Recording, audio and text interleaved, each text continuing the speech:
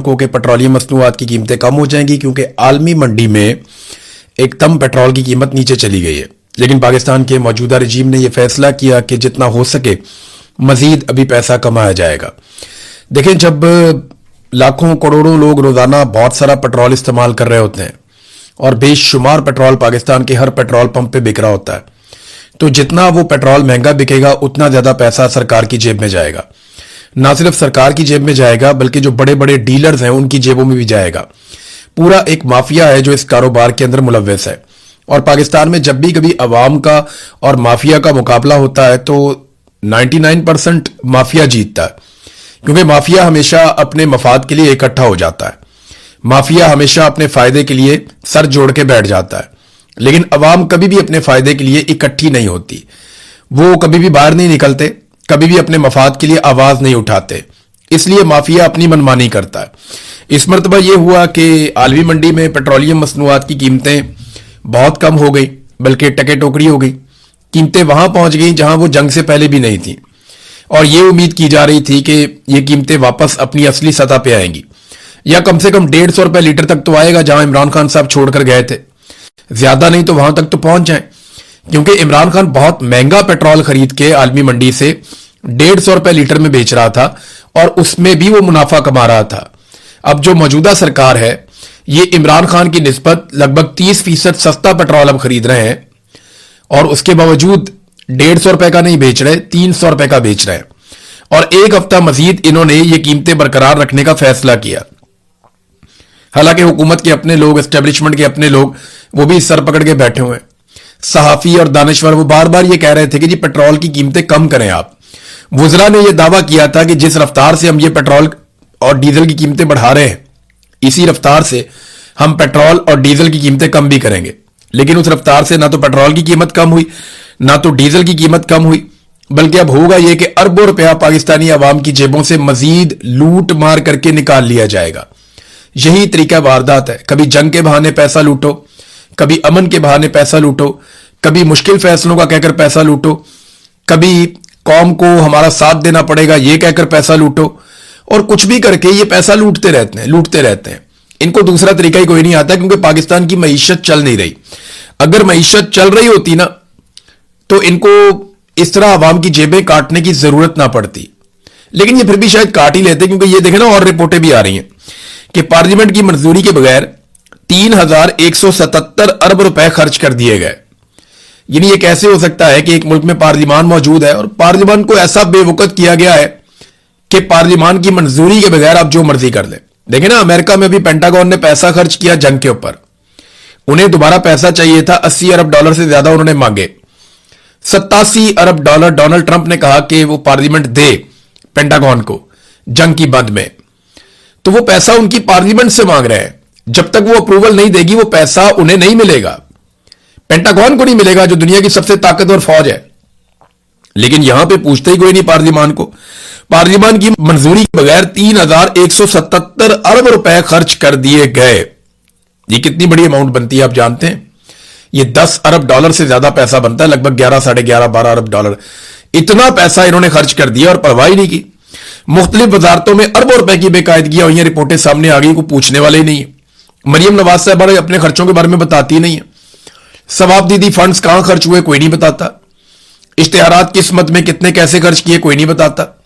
अरबों रुपया इन्होंने इश्तिहारों के ऊपर लगा दिया, और इनकी सारी की सारी तवज्जो इस बात पे है कि जमीन पे कुछ हो या ना हो, मशहूरी हमारी होनी चाहिए, टिकटॉक हमारे बनने चाहिए, इश्तिहारात हमारे लगने चाहिए, हर जगह मरियम नवाज की शक्ल नजर आनी चाहिए। और नवाज शरीफ की शक्ल भी कहीं ना कहीं अब ये लगा देते हैं। पहले तो नवाज शरीफ को थोड़ा बहुत आगे रखते थे, कहीं ना कहीं उसका फोटो चिपका देते थे, लेकिन अब नवाज शरीफ को आहिस्ता आहिस्ता बाहर ही कर दिया। अब या तो फील्ड मार्शल आसिम मुनीर का फोटो लगाते हैं, या छोटे मियां साहब जिनको वजीर आजम बनाया गया उनकी लगा देते हैं, या जाली फार्म 47 पे टिकटॉकर को वजीर आला बनाया गया उसका फोटो कहीं ना कहीं चिपका देते हैं, और किसी का फोटो भी ये नहीं लगाते। और इश्तिहारात के ऊपर उन्होंने कमर कसी हुई है कि जितने ज्यादा से ज्यादा इश्तिहारात ये देकर मीडिया को खरीद लें, बस यही एक कोशिश है जो ये लोग दिन रात करते हैं। अजीबोगरीब किस्म के पाकिस्तान में कवानीन पास किए जा रहे हैं, अजीबोगरीब किस्म के रूल्स मुतारिफ करवाए जा रहे हैं। अभी एक अरसलान आदम साहब का मसला उठा, और पाकिस्तान में बहुत सारे जो समझदार लोग हैं वो ये समझा रहे हैं एफबीआर को और हुकूमत को कि ये मत करो। मैंने कुछ अर्सा पहले आपको खबर भी दी थी कि इन्होंने एक इख्तियार दे दिया एफबीआर को जिसके मर्जी अकाउंट में से पैसे निकाल लेते हैं। ऐसा नहीं होता कि एफबीआर किसी का अकाउंट खाली कर दे, जनाब आपने टैक्स नहीं दिया, आपने फला नहीं किया, ये नहीं किया तो हम आपका अकाउंट खाली कर रहे हैं। नहीं, हाँ, अकाउंट को आप ब्लॉक कर सकते हैं, उसको आप होल्ड कर सकते हैं, आप पैसे निकाल नहीं सकते, पैसों को होल्ड कर सकते हैं और फिर उसका मुकदमा चल सकता है। उस मामले के ऊपर जो है वो तहकीकात हो सकती है, उसके ऊपर खतो किताबत हो सकती है। यहां पूरी दुनिया में ऐसा होता है कि कोई ऐसी ट्रांजैक्शन हो जाए या कुछ इस किस्म की ट्रांजैक्शन जिस समझ ना आए बैंक को या सिस्टम में कहीं खराबी हो जाए तो वो फौरी तौर पे ब्लॉक कर देते हैं, तमाम पेमेंट्स को ब्लॉक कर देते हैं, होल्ड कर देते हैं। उसके बाद आप दरखास्त देते हैं, वो सिस्टम उसको देखता है और उसके बाद आपको वापस आपकी सहूलत मिल जाती है। लेकिन पाकिस्तान में इन्होंने अजीबोगरीब काम किया। जनाब आप बैठे हुए हैं घर में या कहीं पे भी आप सो रहे हैं, एफबीआर आपके बैंक में से पैसा निकाल कर दे जाएगा। जब आप ये करेंगे तो मुजीबुर रहमान शामी साहब ने भी इसके ऊपर एक स्टेटमेंट दिया। उन्होंने कहा जी इस तरह तो लोग अपना पैसा बैंकों में रखना ही छोड़ देंगे, तो जब लोग बैंकों में पैसा रखेंगे नहीं तो कारोबार कैसे करेंगे, और कारोबार के अंदर तो लोगों की वैसे ही दिलचस्पी नहीं है। तो अगर लोग बैंकों में पैसा नहीं रखेंगे तो सरकार को कैसे पता चलेगा कितना पैसा कहां से आ रहा है और कहां पे जा रहा है? तो सरकार तो फिर टैक्स मांग ही नहीं सकेगी, ये हालात हो जाएंगे सरकार के। तो ये बहुत अजीबोगरीब चीजें हैं जो पाकिस्तान में की जा रही है। दुनिया तरक्की कर रही है, आगे की तरफ जा रही है, वो पेपरलेस मनी की तरफ जा रहे हैं और हमारे यहां पे मजबूर किया जा रहा है कि लोग पुराने नोटों को और चीजों को इकट्ठा करके अपनी तिजोरियों के अंदर भरें और अपने पैसे को सरकार से बचाएं। वरना किसी भी वक्त सरकार का मूड खराब हो गया या उन्हें पैसे चाहिए हुए या किसी की शक्ल सरकार को पसंद नहीं आई या आपका मौकिफ सरकार को पसंद नहीं आया तो आपका पैसा निकाल के वो साइड पे कर देंगे। फिर आप अदालतों में केस करते रहे, आप अदालतों के चक्कर लगाएं, आप वकीलों के चक्कर लगाएं, वकीलों की फीसें भरते रहे, आपके पैसे आपको वापस मिलेंगे या नहीं मिलेंगे इसकी कोई गारंटी नहीं है। किसी का पैसा जब चाहे वो जब्त कर लें। तो जो लोग पाकिस्तान में बैंकों में पैसा रखते हैं उनको इस पर आवाज उठानी चाहिए, शोर मचाना चाहिए और हुकूमत को होश के नाखून लेने चाहिए कि ये हरकतें करने के बाद आप उल्टा पाकिस्तान के बैंकिंग सेक्टर को और पाकिस्तान की मईशत को मजीद नुकसान पहुंचा देंगे। नाजरीन, अमेरिका और ईरान के बीच में दोबारा से लड़ाई शुरू हो गई। मैं आपको बता दूं एक्चुअली हुआ क्या। डोनाल्ड ट्रंप के स्टेटमेंट से आपको मैं शुरू कर देता हूं। सबसे पहले तो यह हुआ कि डोनाल्ड ट्रंप का यह कहना है कि खिलाफ वर्जी जो है जंगबंदी की वो ईरान ने की है, जबकि ईरान का यह कहना है कि जंगबंदी की खिलाफ वर्जी अमेरिका ने की है। हुआ यह कि मैंने आपको रिपोर्ट किया था कि एक दिन पहले ओमान के करीब से एक नया रास्ता बनाने की कोशिश की थी अमेरिकन ने कि यहां से वो ऑयल टैंकर्स को और बहरी जहाजों को निकालेंगे आबनाए हुर्मुज में से। तो ईरान ने फौरी तौर पे वार्निंग जारी की थी और यह कहा था कि यहां से पीछे हट जाए और कुछ जहाज वापस चले गए थे। अब अमेरिका यह कह रहा है कि ईरान ने सिर्फ वार्निंग जारी नहीं की थी बल्कि ईरान ने वहां पे ड्रोन फायर किए थे, जिनमें से 3 ड्रोन ऐसे थे जिन्हें नाकाम बना दिया गया और एक ड्रोन आकर एक सिंगापुर का जहाज बताया जा रहा है जिसका नाम है MV एवर लवली। वो कहते हैं जी इस जहाज को आकर एक ड्रोन लगा जिससे नुकसान हुआ। तो ये जंगबंदी की खिलाफ वर्जी की है ईरान ने। अमेरिका का स्टेटमेंट ये है और उसके बाद उन्होंने कहा जी फिर हमने ईरान पे हमला करना था। अब जो ईरान पे अमेरिका ने हमला किया है उसके मुताबिक अमेरिकी जो सेंट्रल कमांड है वो तस्दीक करते हैं कि उन्होंने ईरान के अंदर मिसाइल और ड्रोन के गोदामों और रेडार के मराकज के ऊपर बमबारी की है।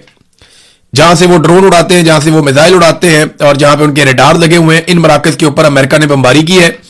अमेरिका के मुताबिक ये जवाबी कार्रवाई थी क्योंकि ईरान ने 25 जून को सिंगापुर के एक कार्गो जहाज पर ड्रोन हमला किया था जब वो जहाज ओमान के रास्ते आबनाए हुर्मुज से गुजर रहा था।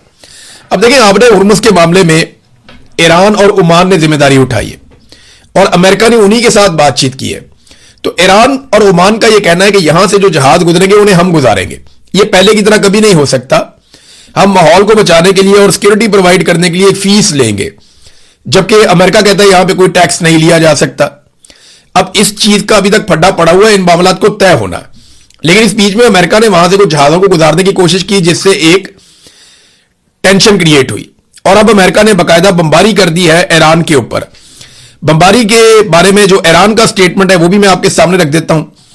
यानी अमेरिका ने तो बड़ा कैटेगोरिकली कहा कि हमने हमला किया, हम दोबारा भी हमला करेंगे और हमने हमला इसलिए किया क्योंकि ईरान ने जंगबंदी की खिलाफ वर्जी की है। और ये एक्सप्रेस पे भी खबर छपी हुई है, BBC पे भी छपी हुई है, हर जगह पे ये खबर आ रही है और वो ये कह रहे हैं कि ईरान का ये इकदाम आलमी तजारत की अहम गुजरगाह आबनाए हुर्मुज में बहरी आमदोरफ्त की आजादी के लिए भी खतरा है, लिहाजा जनाब अमेरिका ने ये बमबारी कर दी है। اب اس کے جواب میں جو ایران نے سٹیٹمنٹ دیا وہ یہ ہے، پاسداران انقلاب کا کہنا ہے کہ ایرانی بحریہ اور فضائیہ نے ایران کے شہر سریک پر ہونے والے امریکی حملے کا مقابلہ کرتے ہوئے حملہ آور افواج کو پسپا ہونے پر مجبور کر دیا۔ پاسداران انقلاب نے دعویٰ کیا کہ امریکی حملہ ناکام بنا دیا گیا ہے اور خبردار کیا ہے کہ امریکی حملے کا جواب اب دیا جائے گا۔ یعنی اب جو بمباری امریکہ نے ایران میں کی ہے اس کے بدلے میں ایران امریکہ پہ بمباری کرے گا۔ کہاں کرے گا، کس وقت کرے گا، وہ ایران نے نہیں بتایا، لیکن انہوں نے کہا جی کہ ایران کا رد عمل تیز ہوگا اور فیصلہ کن ہوگا، اور وہ ایسے وقت اور مقام پر کیا جائے گا جس کا انتخاب ایران خود کرے گا۔ اب دیکھیں نا، ایران نے اگر جوابی کارروائی کرنی ہے تو اس کو فوری طور پہ کرنی پڑے گی۔ ابھی تک یہ تیسرا ایسا موقع ہے جب ایران کے اوپر اٹیک کیا گیا اور ایران نے صبر کا مظاہرہ کیا۔ یعنی لاسٹ 2 ایسے موقع ہو چکے ہیں، ایک اسرائیل کی جانب سے اور اس کے بعد ایک امریکہ کی جانب سے بھی، جب ایران نے واپس جوابی کارروائی نہیں کی۔ اور وہ نہ کرنے کی وجہ یہ ہے کہ جو دوست اسلامی ممالک ہیں جن میں قطر، پاکستان اور مصر وغیرہ شامل ہیں، انہوں نے ایران کو جوابی کارروائی سے باز رکھا تاکہ مذاکرات میں خلل پیدا نہ ہو۔ اب تیسری مرتبہ یہ انسیڈنٹ ہوا ہے۔ ایران کو اگر جوابی کارروائی کرنی ہے تو وہ فوری طور پہ کرے گا، میرے خیال میں اگلے 24 گھنٹوں کے اندر۔ اور اگر ایران ابھی جوابی کارروائی نہیں کرتا تو پھر جو مسلم ممالک ہیں، برادر اسلامی ممالک ہیں ایران کے، وہ دوبارہ سے کوشش کر سکتے ہیں ایران کو صبر کرنے کے لیے، تلقین کریں اور ایران کو روکیں کہ آپ جوابی کارروائی نہ کریں، ورنہ یہ جو مذاکرات کا عمل ہے یا جو معاہدہ ایران اور امریکہ کے بیچ میں ہوا جس میں ایران کو بہت فائدہ ہے، وہ معاملہ خراب ہو جائے گا۔ دیکھیں، امریکنز کو یہ بات بھی سمجھ آ گئی ہے کہ ایرانیوں نے نہ تو میدان میں لڑائی ہاری ہے، نہ ہی ایرانیوں نے لڑائی ہاری ہے ٹیبل پہ، اور ٹیبل پہ بھی جو کچھ ایرانیوں نے حاصل کر دیا ہے وہ کچھ کم نہیں ہے۔ تو امریکنز کو آہستہ آہستہ سمجھ آ رہی ہے کہ ایرانی کتنی بڑی لڑائی جیت گئے ہیں اور تاریخ کے اندر بھی ان کی جیت لکھ دی جائے گی۔ تو اب ان کی فرسٹریشن ہے وہ آپ کو نظر آ رہی ہے۔ ایران کا دیکھنا پڑے گا وہ صبر کرتا ہے یا دوبارہ سے اٹیک کرتا ہے۔ ایران نے اس کے اوپر اپنا ایک سٹیٹمنٹ بھی جاری کر دیا۔ ایک اور ڈیولپمنٹ ہوئی ہے ناظرین اس ریجن میں، اور وہ ڈیولپمنٹ ہوئی ہے لبنان اور اسرائیل کے بیچ میں۔ امریکہ نے ثالثی کروائی اور ایک فریم ورک کا ایک معاہدہ اس کے اوپر دستخط کر دیے گئے۔ یہ لبنان اور اسرائیل کے بیچ میں مذاکرات ہوئے، اسرائیل بھی خوش ہے، لبنان بھی خوش ہے۔ یہ دونوں ممالک تو خوش ہیں لیکن حزب اللہ خوش نہیں ہے۔ حزب اللہ نے اس کے خلاف بھی سٹیٹمنٹ جاری کیا ہے، اور حزب اللہ کا کہنا ہے کہ وہ اس طرح سرنڈر نہیں کریں گے اسرائیل کے سامنے۔ دیکھیں، اس کو ذرا تھوڑا آپ کو سمجھنا پڑے گا کہ لبنان کے اندر جو حکومت ہے وہ اتنی مقبول نہیں ہے، وہاں پہ حزب اللہ حکومت سے زیادہ مقبول ہے، لیکن حکومت حزب اللہ کی نہیں ہے۔ حزب اللہ کے لوگ حکومت کا حصہ ضرور ہیں۔ اب یہ کس طرح مینج کیا گیا ہے اس کے لیے ایک بڑا لمبا ویلاگ کرنا پڑے گا، لیکن فی الحال حزب اللہ لبنان میں حکومت میں نہیں ہے، اور جو حکومت لبنان کی ہے وہ عوامی حکومت نہیں ہے کہ بڑے پیمانے پر جو ہے وہ عوام اس حکومت کے ساتھ کھڑی ہو، مقبولیت جو ہے وہ حزب اللہ کے ساتھ ہے۔ اب معاملہ یہ ہے کہ جو حکومت ہے اب وہ حزب اللہ سے بھی اس کو پرابلم دیں، اور اسرائیل کے ساتھ ان کے معاملات اچھی طرح طے ہو جاتے ہیں، امریکن کے ساتھ ان کے تعلقات اچھے ہیں۔ تو اب امریکن نے ثالثی کروائی ہے اور حزب اللہ کو باہر رکھ کر ایک معاہدہ کر لیا لبنان نے اور اسرائیل نے۔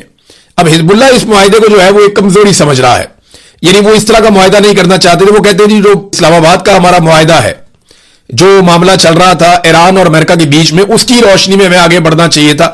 بہرحال یہ چیزیں چلتی رہیں گی، ابھی دیکھتے ہیں کہ اسرائیل اور حزب اللہ کے بیچ میں آنے والے وقتوں میں معاملہ کیا ہوتا ہے، کیونکہ حزب اللہ یہ کہہ رہا ہے کہ وہ اپنے ہتھیار بھی تیار رکھیں گے اور وہ لڑائی کے لیے بھی تیار رہیں گے، اور وہ کسی قسم کا قبضہ برداشت نہیں کریں گے۔ بہرحال یہ ایک معاہدہ اور ہو گیا، امریکہ نے یہاں پہ ثالثی کی ہے۔ اور اب آخری چیز جو ہے وہ وینزویلا کی صورتحال پہ میں آپ کو جاتے جاتے بتاؤں، یہ ویلاگ ذرا مختصر ہوگا کیونکہ خبریں بہت زیادہ نہیں ہیں۔ ایک امپورٹنٹ چیز عمران خان صاحب کے حوالے سے ہے، وہ میں آپ کو بتاتا ہوں ابھی ویلاگ میں۔ لیکن وینزویلا کی صورتحال یہ ہے کہ اب تک 1000 لوگ زلزلے کے نتیجے میں ان کی لاشیں مل گئی ہیں، ان کی پہچان کی جا رہی ہے، جبکہ ہزاروں افراد، کچھ اطلاعات کے مطابق 40 سے 50 ہزار افراد ابھی تک لاپتہ ہیں، جن کے بارے میں نہیں پتا کہ وہ کہاں گئے، اور ہو سکتا ہے کہ وہ ملبے کے نیچے دبے ہوں۔ وہ کتنے زندہ ہیں، کتنے لوگ مارے گئے ہیں، اس کے بارے میں کچھ کہہ نہیں سکتے، لیکن ایک قیامت خیز زلزلہ جو ہے وہ وینزویلا میں آیا ہے۔ جاپان میں میری کچھ لوگوں سے بات ہوئی، انہوں نے کہا کہ پہلی مرتبہ ایسا ہوا کہ زلزلہ آیا اور سونامی کی وارننگ جاری نہیں کی گئی، ورنہ جاپان میں پورا ایک سسٹم کام کرتا ہے کہ جیسے ہی سمندر میں زلزلہ آتا ہے یا کوئی بھی ایسی حرکت ہوتی ہے तो सुनामी की वार्निंग जारी की जाती है और लोग फौरी तौर पे जो हिफाजती तदाबीर है वो इख्तियार करते हैं। लेकिन बड़े लंबे अरसे के बाद उन्होंने पहली मरतबा यह महसूस किया कि यह जलजला तो आया लेकिन सुनामी की वार्निंग जारी नहीं की गई, और यह जलजला भी उसी इलाके में आया जहां पे पहले सुनामी आ चुकी है। अब वहां जो मेरी लोगों से बात हुई वो कह रही थी हम तो हैरान हो रहे हैं कि ये कैसे हुआ। पाकिस्तानी वहां पे जो मौजूद है उन्होंने कहा जी इससे पहले कभी ऐसा नहीं हुआ। और मैं आपको पहले भी ये बात कह चुका हूं कि जो जलजले अब आए हैं ये कुदरती जलजले हैं या कुछ साइंसी अमल का नतीजा है, इसके बारे में अभी हम कुछ कह नहीं सकते। लेकिन फ्यूचर में आपको बहुत सारी ऐसी बातें पता चलेंगी जो अभी आपको नहीं पता। यानी बहुत सारे साइंटिस्ट ये कहते हैं कि मसनूई जलजले पैदा किए जा सकते हैं, बहुत सारी ऐसी तबाही लाई जा सकती है जो आप मैदान जंग में हासिल नहीं करते वो आप किसी और तरह कर सकते हैं। लेकिन अभी मैं कोई क्लेम नहीं कर रहा, लेकिन ये जो लोग मारे गए हैं ये बहुत बड़ी तादाद है वेनेजुएला में। अब आ जाए नाज़रीन इमरान खान साहब के बारे में, जो मैंने एक खबर आपको कहा था, मैं जाते जाते आपको बताऊंगा कि मामला पहुंचा कहां तक। सादी बात यह है कि इमरान खान साहब को एंगेज करने की कोशिश कल भी हो रही थी, आज भी हो रही है, और एंगेज करने वाले एस्टेब्लिशमेंट के लोग हैं। वजह यह है कि मौजूदा जो उनका पूरा तजर्बा है बुरी तरह नाकाम हो गया। उनकी सारी असेसमेंट्स फेल हो गई, जो अंदाजे थे उनके गलत साबित हुए। जो तजर्बा उन्होंने किया वहां पे मरियम नवाज को बिठाया, उधर जरदारी को बिठाया, इधर शरीफ खानदान को बिठाया, वफाक में भी हुकूमत बनाई, सब कुछ करके देख लिया, उनका तजर्बा कामयाब नहीं हुआ। अभी वो डटे हुए हैं, उन्होंने गिलगित बल्तिस्तान में भी हुकूमत बना दी है, कश्मीर में भी हो सकता है आने वाले वक्त में हुकूमत बना दे, लेकिन उन्हें समझ आ गई है कि यह सिस्टम काम नहीं कर रहा। तो इमरान खान को एंगेज करना पड़ेगा। इमरान खान को एंगेज करेंगे, वो जेल से बाहर आएंगे तो शायद पॉलिटिकल इस्तेहकाम पैदा हो। इमरान खान साहब की सुई वहीं पे अड़ी हुई है। जो बात वो करते हैं उसूल की बात, वो ये कहते हैं मेरा मैंडेट वापस करो, ये जाली हुकूमत मैं तस्लीम नहीं करूंगा, मुझे जिस दिन छोड़ोगे मैं उस दिन से अपना काम शुरू करूंगा। दूसरा मामला यह है कि चुप करके तो इमरान खान बैठने वाले हैं नहीं। अब अगर इमरान खान को छोड़ते हैं तो अपनी पॉलिटिक्स करेंगे। 3 साल का इन्होंने टाइम मांगा था, 3 साल तो इमरान खान ने जेल में ही गुजार दिए, तो जो टाइम है वो भी लगभग पूरा होने वाला है और डिलीवर पाकिस्तान को इन्होंने कुछ किया नहीं। तो या तो इमरान खान साहब को उनका मैंडेट वापस करे, वो ये कर नहीं सकते क्योंकि इससे गद्दारी के मुकदमात बन जाएंगे, इन्होंने सबने आइन तोड़ा हुआ है, पूरा का पूरा इलेक्शन चोरी कर दिया। तो दूसरा रास्ता यह है कि पाकिस्तान में एक नया इलेक्शन दिया जाए जो कि फेयर एंड फ्री इलेक्शन हो। आसिम मुनीर साहब ये कभी नहीं चाहेंगे और ना ही शहबाज शरीफ या जरदारी ये चाहेंगे, लेकिन पाकिस्तान की मिलिट्री को यह सोचना पड़ेगा और इदारों को और तमाम जितने